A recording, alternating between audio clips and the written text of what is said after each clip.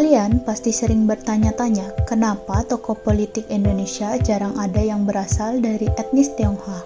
Meliput dari artikel CNN Indonesia, hal itu disebabkan karena usai tumbangnya Orde Baru, eksistensi etnis Tionghoa di politik nasional mulai mencuat. Satu persatu tokoh Tionghoa mulai muncul, bahkan sempat memicu kehebohan akibat campur tangan politik identitas. Rasionalitas jadi kunci keberlangsungan etnis ini di dunia politik. Orde Baru sendiri membelenggu etnis Tionghoa ini dengan instruksi Presiden 14 tahun 1967 tentang agama, kepercayaan, dan adat istiadat Cina. Adat istiadat Cina dianggap sebagai hambatan proses asimilasi. Ibadah dan perayaan harus dilakukan secara internal, tak boleh mencolok, dan bahkan butuh izin khusus. Gerakan etnis Tionghoa juga terbatas. Mereka tak boleh menggunakan nama asli dan harus menggunakan nama nasional. Tidak boleh bekerja di bidang militer, keamanan, termasuk politik.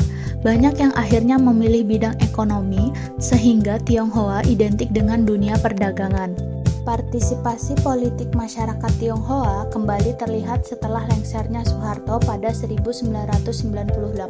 Keterlibatan mereka saat itu terbagi dua, dalam politik formal dengan mencalonkan diri sebagai anggota legislatif maupun pemerintahan, serta dalam gerakan sosial.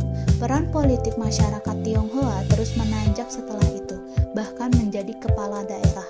Salah satunya Basuki Cahayapurnama atau kerap disapa Ahok, yang menjadi Gubernur DKI Jakarta menggantikan Joko Widodo yang terpilih sebagai Presiden Republik Indonesia pada tahun 2014. Kehadiran Ahok dianggap memberi pandangan baru bahwa etnis Tionghoa mampu memimpin masyarakat meski masyarakat Tionghoa sendiri menjadi minoritas. Selain Ahok, salah satu politikus yang berdarah Tionghoa adalah Agustina Hermanto atau yang dikenal sebagai Tina Tun. Lahir pada tanggal 20 Agustus 1993, Tina Tun adalah pemeran, penyanyi, dan politikus Indonesia berdarah Tionghoa Indonesia.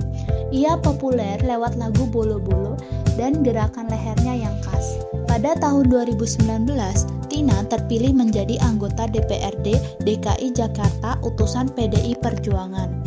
Agustina Hermanto mengharapkan kalangan milenial menjadikan ideologi Pancasila dan Bhinneka Tunggal Ika menjadi pondasi dalam menentukan pilihan politiknya untuk pemilu 2024. Bukan tanpa alasan Agustina berkata demikian.